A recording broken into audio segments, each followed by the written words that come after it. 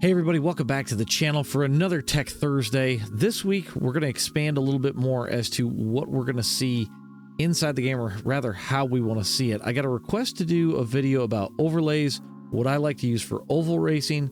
We'll cover a little bit of what I like to use for road as well. So let's go ahead and jump into this thing, and I'll show you guys the options and everything that we can look at as far as what we want to see on screen. Okay, so the big question that I get a lot is, you know, what kind of options do we have for overlays? iRacing offers us, you know, the standard black box, that kind of thing, which is very limited. It only gives us, you know, a small, I'd call it like a 2x3 little box to go off of. But what if we want more? A lot of us are used to video games where we've got a track map, we've got different overlays and things that we can see. We can see tire stats, things of that nature. What we're going to look at is kind of what overlays should we be seeing on screen, as well as what may be helpful within inside of those overlays, as well as the options available to you. Okay, so one of our options that we've got here on screen is Race Labs. It's the one that I am the most familiar with, the one that I use most of the time. It comes in very handy. You know, it works very well. There's a free and a paid version, which we'll kind of get to what you'll see with either of these options here as we get through the video. The other option that we have is iOverlay, also a very similar product to Race Labs. It's a little bit newer, and it's still kind of in development, and there's some things that I like about one that I don't like about the other. We'll talk about those. Both have a very good Discord following, so if there's features you want to see, if there's a problem that you're having, you know, if you just want to talk to guys about what do they put on and stuff like that, I encourage you to go to the Discord for either one of these before you decide to either download and purchase, or even stay in the free version, however you want to do that. But these are the two most common options out there. So let's jump into the car, and I will kind of walk you through what I use, why I use it, as well as some different things on how to adjust your overall overlay with inside of the car. Okay, so here we are in the car. I'm going to go ahead and kill my camera so that way you guys can see exactly how the screen looks here. Just so that way there's no confusion on what I've got in various places. So we'll go ahead and shut that off. Now, mind you, my layout that you see here on screen is very different. A lot of times the stuff is stacked. I actually, and this is something that you can do, if you're in the car and you hit Alt-K on your keyboard, you can see all these boxes pop up and things that you can move and whatnot. This is how you move everything default about iRacing around, from the chat and all of that stuff. So I'm going to go ahead and pull the normal black box over on screen. So if you've got the blue hue around it, you can move things where you need to, and to make that go away, you just hit Alt-K again. But this is our default black box. This is what iRacing gives us. Again, to me, it's very, very limited. I mean, the first box, we have, you know, our lap timing. We have our standings if there was other cars on the track. Same thing with relative. These update every so often. What I mean by every so often is every time you go over the timing and scoring lines. You've got your fuel calculator and everything in here. You can, you know, turn your fuel on and off, windshield tear off, fast repairs, things of that nature. Same thing with tires. We can make PSI adjustments there as well. And the NASCAR cars, you're only going to get tire info when you pit. It will not be inactive. It is not like a NASCAR heat game or an old NASCAR 2000 game. This will not update unless you pit. We can make it spoiler adjustments. We can do our in-car adjustments all here. But again, it's kind of clunky. You've either got to click, or if you've got a button mapped, you can press a button and go back and forth. So the one thing that I use, and we'll go ahead and we're going to move this back out of the way, so it's back in my normal spot of where I like to have it, and we'll Alt-K again. So like I was saying, I use Race Labs. We're going to go ahead and get that started and on screen for you. So this is the Race Labs UI as a whole. As you can see, my stuff is in lock mode. We'll explain that in just a minute. We'll make this full screen as well. This is going to show you a whole lot of things. We're mainly concerned about the overlay section, but note that this will show you your recent races. It'll show you any time where you've used this. It'll pull any of that info in, and you can scroll through that at your heart's content. But if we go to the overlay section, it gives us all these options on the left-hand side. Now, any of the options that don't have the diamond are all free options. So these are all options that you can use at any given time. And it makes life a little bit easier. A couple of the things that you can already see on my screen. If you look here in the center, we've got the advanced panel followed by the blind spot indicators, as well as the track map. And then I run a fixed relative all the time. Over on my left-hand screen, and I'll go ahead and unlock it so that way I can drag this over. And I'm going to minimize this for just a second to make it easier to see for you guys. I run a standing section. I run that on my farthest left monitor just to kind of keep it out of the way. And I only glance at this under cautions because it'll at least give me an idea of some various things that we'll cover here very shortly. But like I said, I like to put that on my leftmost monitor. So number one, it's out of my line of sight. But number two, it gives me a little bit more clarity into what I'm looking at. So let's go ahead and bring the Race Labs overlay back up. And for ease of convenience, we'll go ahead and lock that. I'm going to close these other overlays for right now, and then we'll restart the app after we've kind of gone through it. So like I said, the advanced panel is the little central piece that I have. I like to have this because I don't generally see my gauges that often. I say that because a lot of the times with the way that you're sitting in the car, the way you're orienting yourself, the gauges may be hidden, especially if you're running triples and you want to have the most real feel that you can get.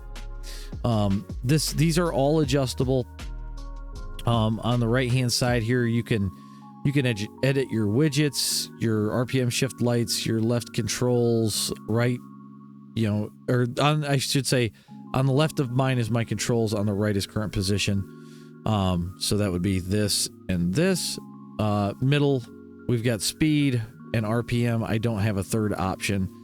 On our info bar, which is this bottom piece, track temp, SOF, and track time. The reason that I do specifically track temp as well as the time, you may, if you're running an open setup race, make changes based off of the track temp. And if it's a transition into night race, you may make some car adjustments to try to free that car up before we actually get into the dark.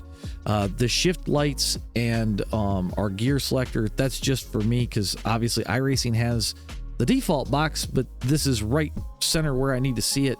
And it's very handy. Now the RPM lights in certain cars, specifically the Gen 4 car, are off. I don't know why. I don't know if that's a problem with the way that Race Labs is pulling that in, but something to be mindful of. So I at least set on the Gen 4, I'll set to where I can see just a little bit of that RPM gauge so I can see the light flicker on the gauge in that car to help me out there. Another key thing, or at least what I think is key for oval racing, and man, it even works for road racing in general, is the blind spot indicators. They don't work too good on dirt. I will preface that, just because dirt, even with your spotter, gets some funky calls. But at least with the blind spot indicator, I have been pretty on point with, if I get a clear call in my ear, but it's not clear on these lights, I go off the lights because then I know I'm going to be clear. You can change the width on them. You can change the color. You can change the size, however you want to do that.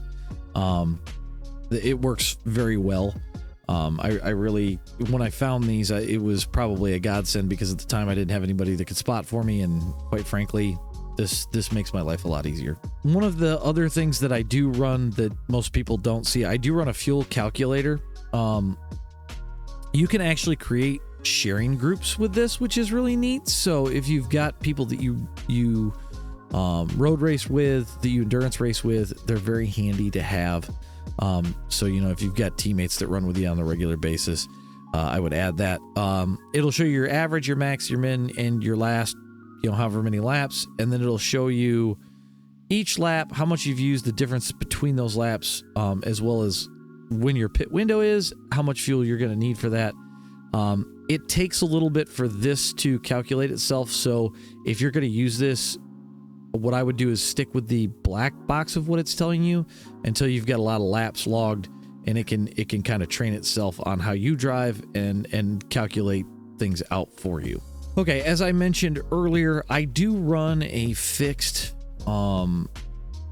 relative box outside of the one that iRacing offers me. I don't like to have to flip boxes a lot, so I'll keep my lap timing up on the black box, and then I run the Race Labs relatives. I usually like to go 3 ahead, 3 behind. I also like to show pit road information. So if a car is on pit road, how long it's been on pit road, or if it's off of pit road, how long it was on pit road. That comes in very handy for longer races, especially if you're trying to figure out a strategy as the race goes on. I also have the race time, how many laps and how many incident points I have, as well as the SOF. And as you notice on this screen, it has an option to display a flag around it. So it can show the black flag, yellow flag, green flag, white flag, checkered flag, that sort of thing. You can also tag drivers. So you've got this whole thing here. So if you want to show your driver tags, you know, if they're a dirty racer, if they're tough to race with, that sort of thing, you can have that on there as well. I always have seconds behind as well as feet behind. People ask me why feet behind. While the seconds behind are nice, I've gotten into a pretty good habit of judging where I'm gaining on people and if I'm actually gaining versus the seconds. Think of it as a visual thing, number one. Number two, it helps on restarts as well as on corner entry. If you're way too close to somebody, you're going to know it. And if you get somebody loose, it'll make it to where you can start to gauge, okay, I need to be this far out so I don't take the air off of somebody. So another handy one to have in your arsenal there. As I said, I run a standings box over here on the left screen. That is just for my own stuff because it will give me fastest and last lap, as well as, you know, everything else we see on screen. Like the next vehicle in front of me, the seconds down is in that middle column, seconds to the leaders on the right hand side. I have it show a lot of the same things as the relative. And again, all of these are adjustable. You can turn off the license. You can turn off the iRating. It's completely adjustable to your liking, and works very well for a multi-class as well. Now, one paid feature that I know everybody's going to love that I like to race with because it's how I grew up racing in racing games. I like to have the track map. Usually if you got a live spotter, they can give you this information. Obviously without a live spotter, that's a little tougher. So track map's really handy because it will show you the pace car, especially where it's at and if you need to catch it, that sort of thing. Again, fully adjustable. As you can see, I've got my icon is my brand logo. I like to have a high visibility track map, so obviously I went with the purple with the green outline. But you can adjust all of this as well, including the little dots, what colors they are for multi-class and things of that nature. One key thing with this is it does take some FPS away, so depending on how you want it to render, you may want to turn that down a little bit lower. So, okay, so now that we're actually in the car, I'm going to go ahead and reboot Race Labs, restart it so all of my overlays come up. We're going to move this up, but I'm going to let the bottom of this kind of hang at the top of the screen for a reason. So you can obviously, this is how I have mine completely laid out here. One thing that you can do, and why I left the upper or the bottom part of the Race Lab screen, is you have this lock and unlock feature. If you don't like something the way that it is in a car, or you want it in a different spot because, hey, we're not in an 87 this week, we're in a GTP or something of that nature, you can go ahead and click that unlock button. It will unlock all of these. And like I can click right on the relative section and grab it and move it. I can put it right in the middle of my screen if I want to.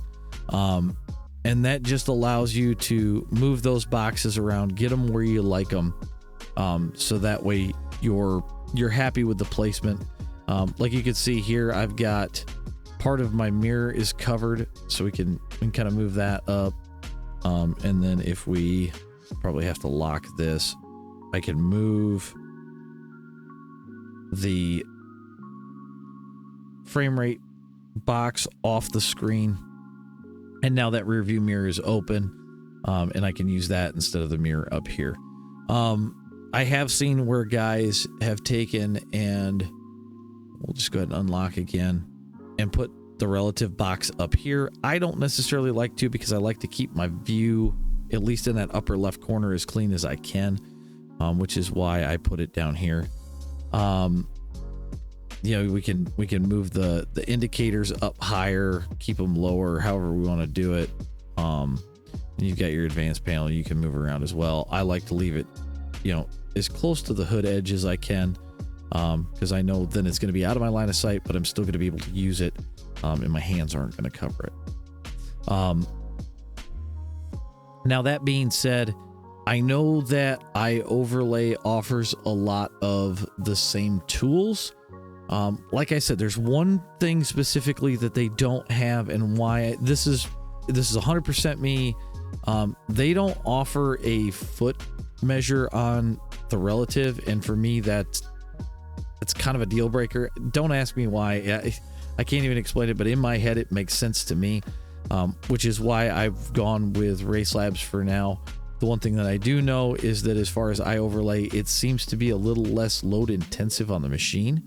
So that might be something to look at there. But with things being a little less load intensive, iOverlay might be a solid choice for you if you're not as picky as me about having, you know, like I said, that distance mark. So I would check out either one of those, which are very, very handy. Don't forget that, you know, if you hit Alt-K on your keyboard, it'll allow you to move things within inside of iRacing as a whole. But go ahead and try these things out. If you guys want a much more in-depth look at Race Labs as a whole, I'd be happy to do that for anybody that's interested. I do have an older video, but that was back with the old version of Race Labs. So, I mean, there's a lot of things that have changed since then. But hopefully this helps you guys out and get you more info that you want to see on your screen on a regular basis. And until next time, guys, we'll see you at the races.